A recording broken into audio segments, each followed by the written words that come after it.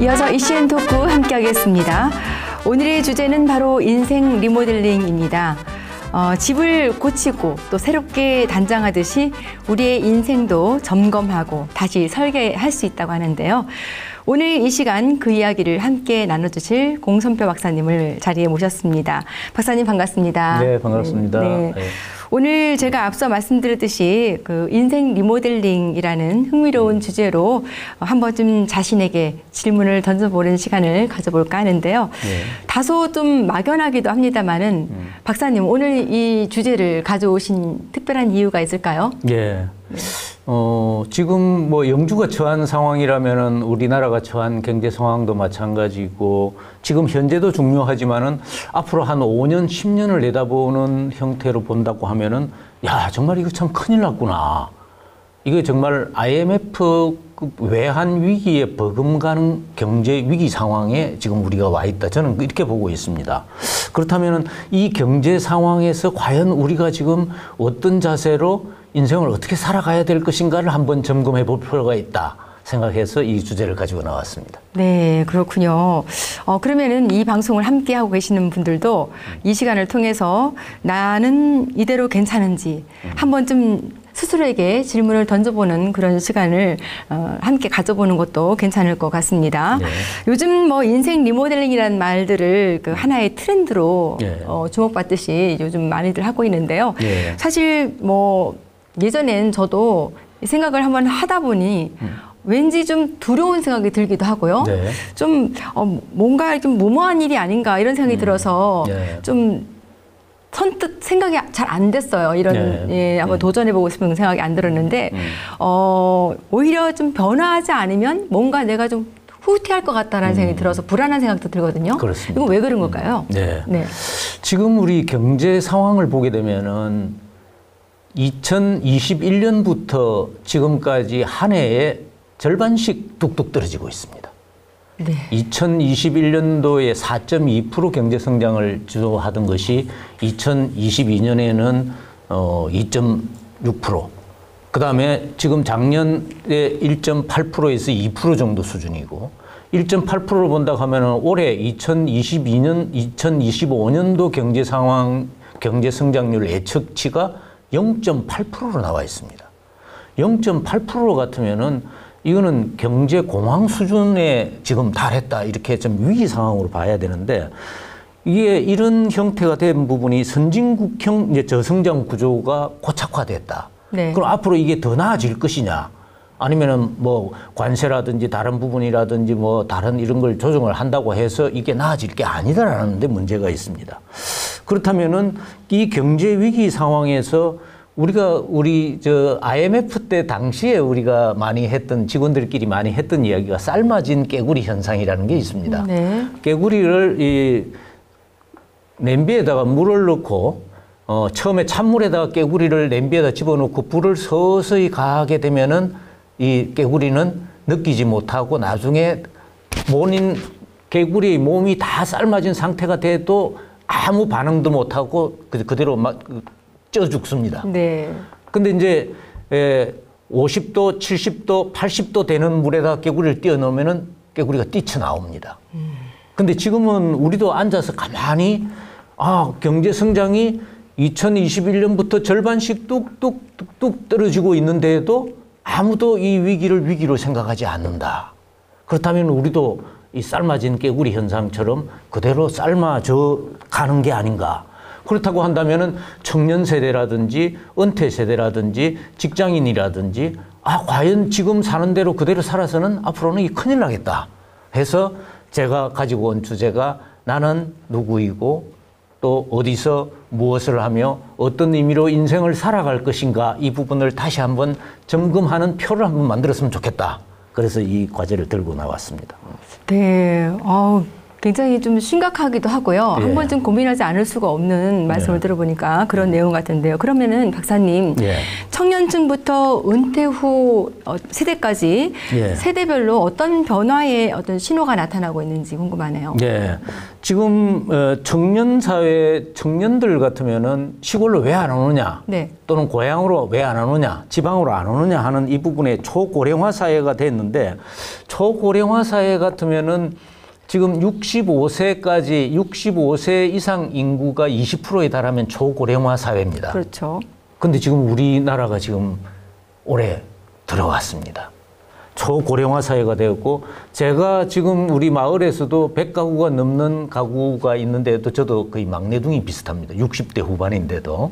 벌써요. 막내둥이 같은 그런 형태가 됐을 네. 때, 야, 이거 앞으로 5년을 보고 10년을 보면은 앞으로 이거 농촌이 또는 영주가 어떻게 변할 것인지를 생각해 보면 정말 눈앞이 캄캄할 지경입니다. 그렇다면 청년들이 왔을 때 앉아서 그냥 농사만 지어라, 또는 아니면 귀촌을 해라 라고 하는 이런 조금 멋부리는 그런 행동을 할 때가 아니고, 이제 청년들에게는 다중소득 구조를 만들어야 됩니다. 내가 직장을 투잡을 뛰거나 멀티잡을 뛰거나 다른 프리랜서를 하거나 온라인 서비스를 하거나, 지금 AI 시대, 디지털 시대 이 부분은 청년이 할 수 있는 일들이, 농촌에 와서 할 수 있는 일들이 우리가 기반을 만들어주게 되면 굉장히 많습니다. 네. 이 부분에 AI 활용 역량을 키우고 이 저성장을 맞이하는 방법을 해나가는 방법들이 좋겠고, 지금 청년층에게는 가장 문제, 과연 내가 지금 직장을 어렵게 해서 이 직업을 선택했는데 과연 이 길이 맞는 걸까?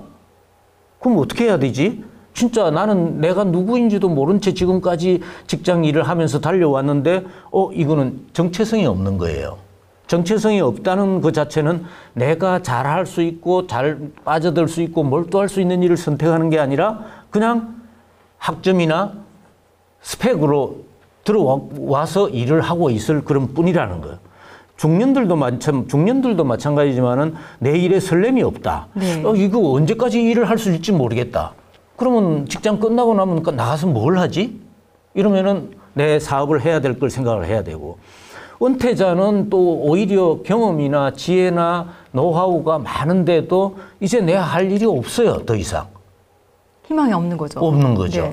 농사만 짓고 텃밭만 가꾸고 정원만 가꾸고 앉아 있어서는 지금 안 됩니다. 고령화 사회, 지금 60대 같으면은 앞으로 40년, 50년을 더 살아야 되는데, 더 살아야 될 연금이라든지 또 이후에 그게 준비가 된 사람이 10%가 안 돼요.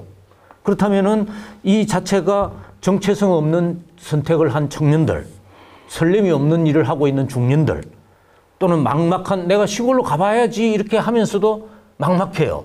그러면 어디 귀농귀촌 센터라든지 찾아가서 이렇게 보면은 거기에 관련되는 정보를 알려주고 돈 지원을 받아가지고 하는 것 외에 할 일이 없는데, 이 네 가지 신호가 나타났다는 거는 이제 청년들이나 직장인들이나 은퇴 세대들이 이대로 앉아 있어서는 안 되겠다라고 하는 걸 느끼게 해주는 거라는 거예요. 야, 어떤 우리가 청년층부터 은퇴까지 네. 지금 말씀하셨듯이 자신의 정체성, 네. 또 새로운 삶의 구조를 찾아야 되는 것들이 또 네. 우선이네요. 네, 그죠? 그렇습니다. 앞서서 이 박사님께서 이제 인생 리모델링을 위해서는 또 내가 누구냐, 어디서 무엇을 또 어떤 의미로 어떻게 살아가느냐, 어떻게 이런 단계를 예. 말씀하셨는데, 첫 번째로 이제 나는 누구인가라는 질문이 좀 예. 뭔가 네. 철학적이긴 하죠. 예, 예. 하지만은 인생 리모델링의 출발점이 되는 첫 번째 이유라는 말인데요. 예. 왜 그게 이유가 되는 걸까요? 내가 누구인가, 내가 누구인지를 모르고 지금 살아가는 현상이 지금 이제 굉장히 많은 문제가 있다. 예를 들면은 내가 누구이고 내가 강점이 뭘 잘하고 네. 앞으로 인생을 어떻게 살아야 될 것인지에 대한 전체적인 이 프레임워크를 가지고 생활하는 게 아니라 살다 보니까 이렇게 지금 왔다라고 하는 말이 맞을 정도로 돼 있다. 아하, 네. 그러면은 내가 누구인가를 하고 있는 건 내가 누군가, 아니면은 뭘 잘하는 사람인가, 그럼 어떤 걸 하면은 재미있어 하는가, 잘 살 수 있는가, 이 부분에 대한 가장 기본적인 출발이 나는 누구인가입니다. 이거 옛날 우리 집에 2017년도 제가 집에서 서울에서 내려오면서 네. 집 곳곳에다가 네. 나는 누구인가, 나는 뭘 잘하는가, 나는 앞으로 인생을 어떻게 살아갈 것인가, 네. 그렇게 하기 위해서 어떻게 해야 될 것인가 하는 팻말을 만들어서 붙인 적이 있어요. 아, 그러셨군요. 아, 자, 지금 말씀을 들어보니까 자신의 어떤 현재의 그 현재 상태와 본질을 좀 알아야 되겠다라는 그런 생각을 하게 되는데요. 그 다음에는 또 나는 누구인가 이어서 어디서 살 것인가라는 이게 어떤 주거의 의미는 아닌 것 같고요. 그렇습니다. 예.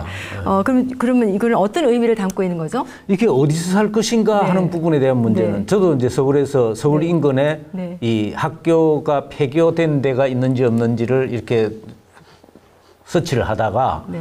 아, 이게 서울 근방에서는 이게 폐교를 팔지 매매를 하지 않는다. 임대만 한다고 해가지고 그렇다면은 충북, 경북, 강원도 중에서 뭐가 선택할 수 있는 게 없나 해서 이까지 내려왔는데 여기 지인이 있어서 네. 폐교를 보러 내려왔다가 여기에 정착을 하게 된 그런 형태인데. 네, 그렇죠. 근데 이 자체는 어떻게 보면은 꼭 귀농 귀촌이 아닙니다. 제가 말씀드리는 거는. 네. 예를 들면은 내가 도시에 살 것인가, 수도권에 살 것인가, 농촌에 살 것인가, 어촌에 살 것인가, 아니면 해외로 이민을 갈 것인가 한 이 부분도 여기서 결정이 돼야 된다라는 거죠.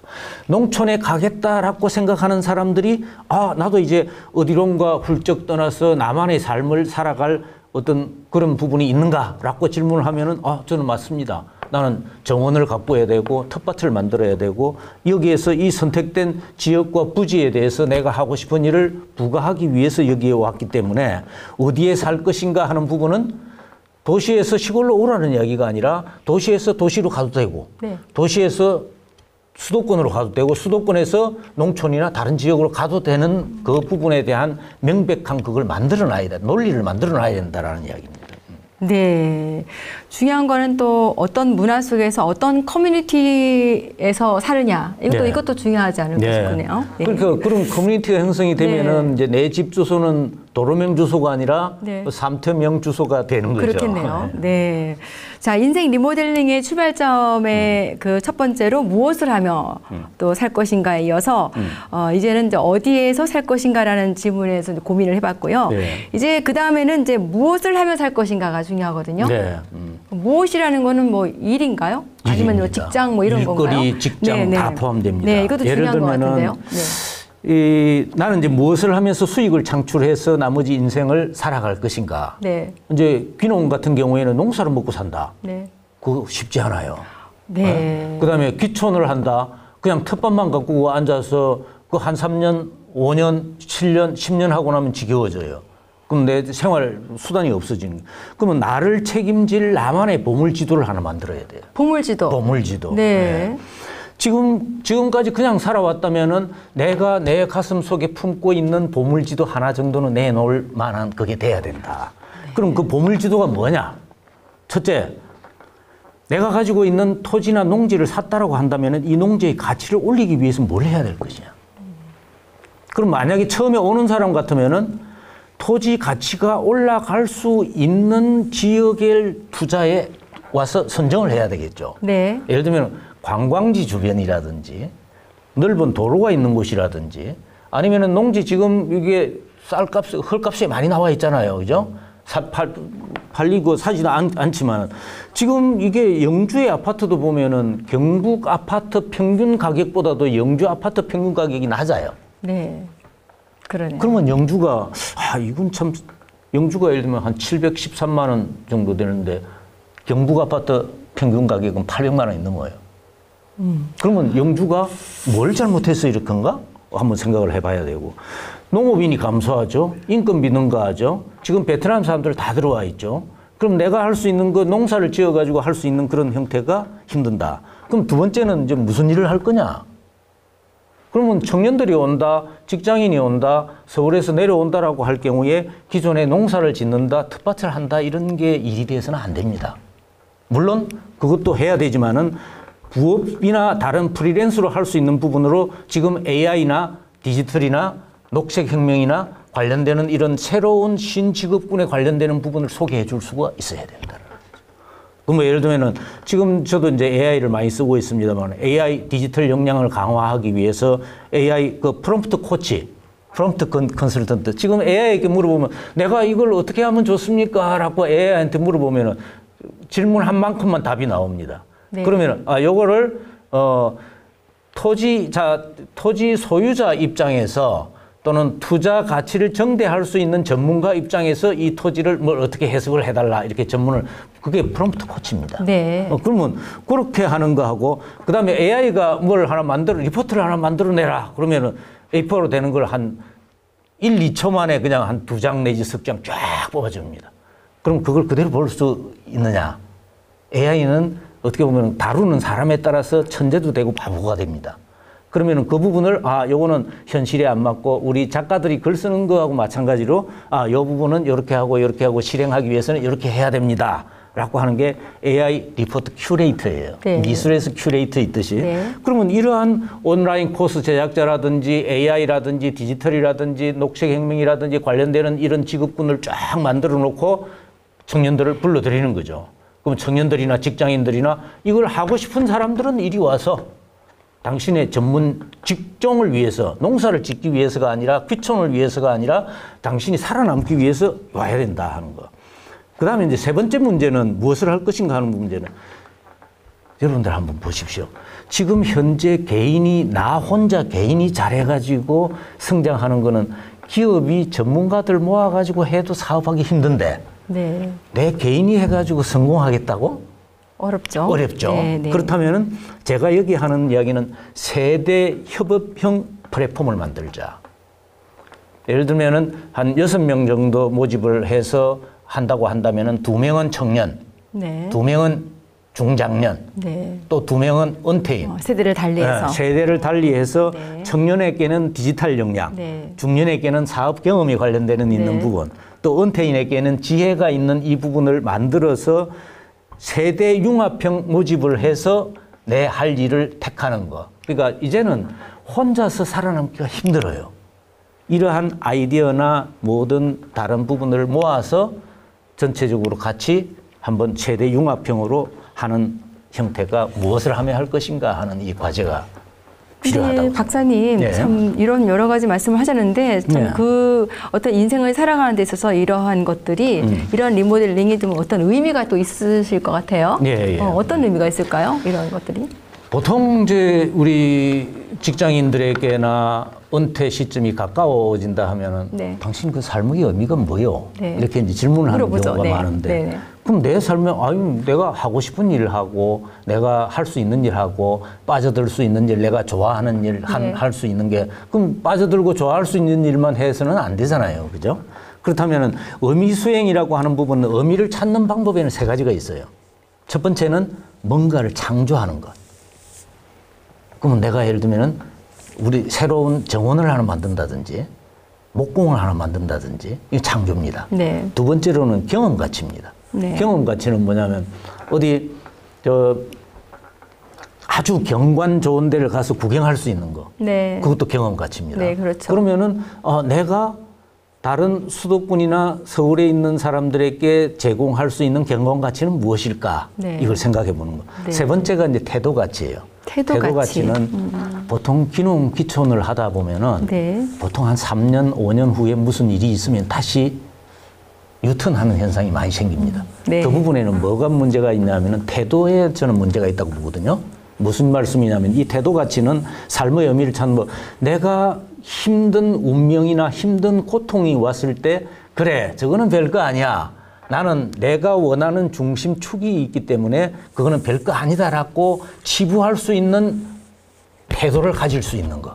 그게 이 삶의 의미에 들어가요. 그래서 요 3가지를 갖추어서 찾고 실현 과제는 예를 들면 저와 같은 경우를 예를 들면 첫 번째는 정원을 만들자. 네. 그래서 정원을 뭐 한 2,000평, 3,000평 이렇게 이제 정원을 만들고 텃밭도 있고 그다음에 악기 연주를 하자. 네. 그다음에 또 체육 활동 중에서 동호회 중에서 족구를 하자. 족구는 지금 매주 하고 있어요. 그러세요. 실천하고 계시네요. 예. 그다음에 이제 글쓰기, 책 쓰기. 네. 제가 이제 책을 이제 8권 냈는데 지금 9권째는 AI 도움을 받아서 한 건 쓰려고 하거든요. 네. 그렇다면은 인생의 의미는 내 인생에서 딱 하나 하고 싶은 게 있다면은 당신은 무엇입니까? 라고 네. 했을 때 네. 그걸 집어내서 거기에 관련되는 부수적인 거를 기록해 놓고 나중에 선언을 하자 이겁니다. 지금 말씀을 이렇게 좀 들어보니까요. 어떤 결국 삶의 그 태도가 예. 어떤 창조, 뭐 경험적 가치, 뭐 태도의 가치 태도, 이런 네. 것들을 중점적으로 해서 어떤 주체성, 정체성을 만들어가는 그런 하나의 그 토대가 될 것 같습니다. 예, 예. 지금 말씀 들어보니까 지금 뭐 또 다음에 지금 이제 여러 가지 단계별로 지금 말씀을 해주셨는데요. 네. 인생 리모델링을 위한 그 단계가 지금 5단계 다섯 아니겠습니까? 단계입니다. 지금 예. 말씀하신 태도까지 해서 이 5가지가 이제 어떤 흐름으로 이어지는지 그거 좀 차분하게 좀 말씀해 주시겠어요? 네. 하나씩 짚어가면서. 우선 네. 이제 전체적으로 보면은 나는 누구인가? 누구인가? 네. 그러면은 이건 자기 성찰이죠. 네. 내가 잘하는 게 뭐고 강점이 뭐고 나 앞으로 뭘 하고 싶어 하고 하는 걸 정하는 거. 네. 그다음에 어디서 살 것인가. 요거는 전환 설계입니다. 전환 그러면 설계. 도시에서 농촌으로 가든지 네. 농촌에서 농사를 지으러 가든지 네. 안 그러면 전문직 서비스로 가든지 어디서 살 것이냐. 그다음에 어떤 의미로. 네. 나는 의미 전달. 네. 창조적인 부분에서 정원을 만들고 악기도 연주하면서 내 체육 활동을 해가면서 운동을 해가면서 내 책 쓰는 게 기본적인 그 형태다. 그다음에 어떻게 살아갈 것인가 하는 부분에 대해서는 어떻게 살아갈 것인가 하는 부분은 인생 설계입니다. 네. 그래서 자기 성찰과 전환, 사업, 의미, 인생 요 5가지를 다 하게 되면은 나는 누구이며 어디서 무엇을 하며 어떤 의미로 어떻게 살아갈 것인가 이 부분에 대한 명쾌한 답을 요구하는 부분이 이 프로그램의 핵심이다. 네. 인생 설계를 하는 데 있어서 이 5가지를 하나하나 좀 다듬어 가면서 네. 계속해서 성숙해 간다면 네. 인생은 완벽한 인생이 되겠네요.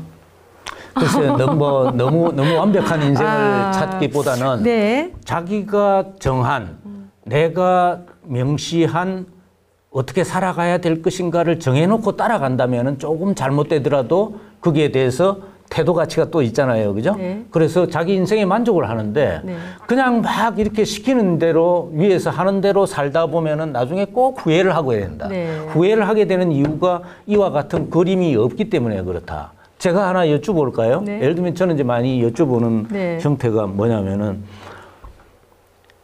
TV를 보다가 자연인 TV를 보다가 보면은 남자들은 전부 자연인이 되고 싶어 해요. 카페로 돈을 많이 버는 사람이 나오면 이야, 나도 저 카페 하나 만들어야 되겠다. 또 뭘 어디 뭐 AI로 해가지고 돈 버는 사람 보면 야, 난 AI 해.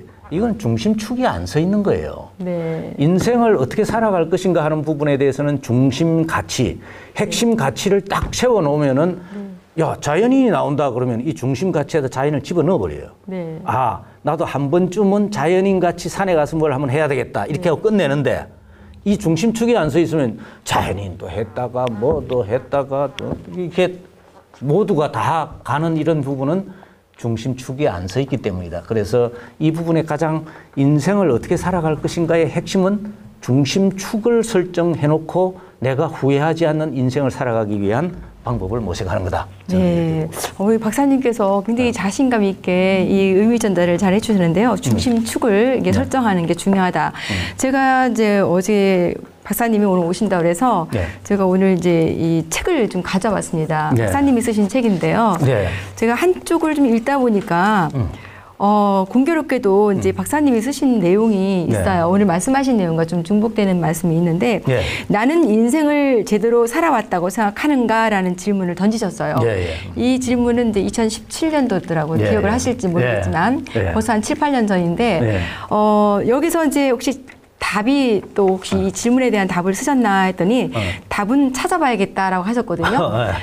참 흥미롭지만 지금 이제 조금 전에 말씀 도중에 답을 말씀하셨어요. 예, 벌써 이뤄가고 계신 것 같아요. 예, 혹시 이 질문에 답을 얼마큼 이뤄가고 계십니까? 아니면은 뭐 계속해서 순환 중이십니까?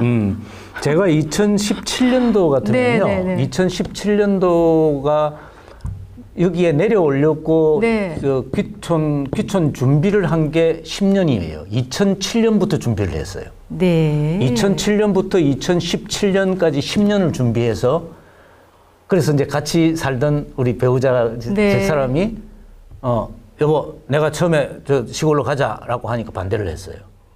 그래서 2017년도 돼가지고 이제 딱 내려와서 보니까 아내한테 다시 물었어요. 네. 지금 자 10년이 내가 갖고 우리가 갖고 왔는데 당신은 어떻게 할래요? 가자는 거예요. 2017년도에 내려왔어요. 네. 그래서 나는 이 부분에 만족을 하느냐 안 하느냐 하는 부분은 2017년도에서 10개년 계획을 다시 세웠어요. 네. 이건 하드웨어 프로그램을 짜야 되겠다.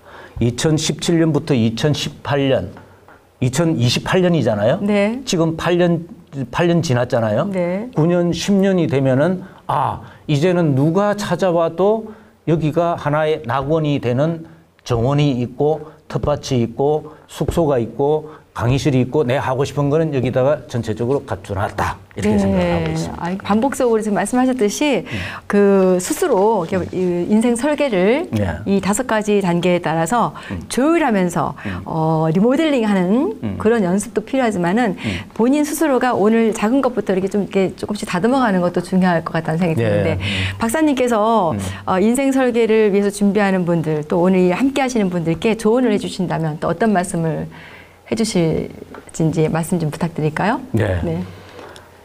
저는 이제 제가 지금까지 시행착오를 이제 겪다가 보니까 네. 보통 자기개발 프로그램 하면은 그 자기 성찰, 뭐 나는 누구인가 이렇게 하는 프로그램이 있어요. 그것만 있어요. 네. 그다음에 또 청년이나 사업 교육을 가면은 사업 계획서만 작성하는 또 프로그램이 있어요. 네. 거기 또 왔다 갔다. 또 은퇴 귀촌 과정에 가면은 귀촌 설계만 자꾸 이렇게 뭘 해요. 네. 그리고 또 인생 설계를 하면 라이프 플래닝 코스가 또 하나 있어요. 네. 그래서 저도 강의를 하는 입장이고 실제로 또 이렇게 실천하는 걸 좋아하는 사람인데 여기저기 이런 걸 다 불러봐도 인생을 자기 성찰의 중심축부터 세우면서 자기 성찰 또는 전환 설계, 사업 설계, 의미 설계, 인생 설계 이걸 한 방에 해결해 주는 게 있으면 나는 바로 달려가겠다. 그런 게 있을까요? 그래서 그걸 지금 이제 오늘 제가 말씀을 드렸고, 저도 이제 우리 여기에서 제가 살고 있는 곳에서 이 5가지 프로그램을 지금 론칭할 준비를 하고 있습니다. 네. 저도 그런 그 기회가 된다면은 꼭 그 강의를 듣고 싶습니다. 네. 네.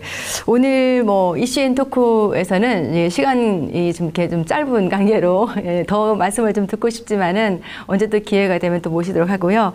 인생 리모델링이라는 흥미로운 주제로 함께 했습니다. 누구나 한 번쯤 뭐 인생을 돌아보고 또 새로운 방향을 이렇게 고민하게 되잖아요. 오늘 할 수 있는 한 가지의 어떤 작은 변화부터 시작해 보면 어떨까 싶고요. 여러분들도 이게 스스로에게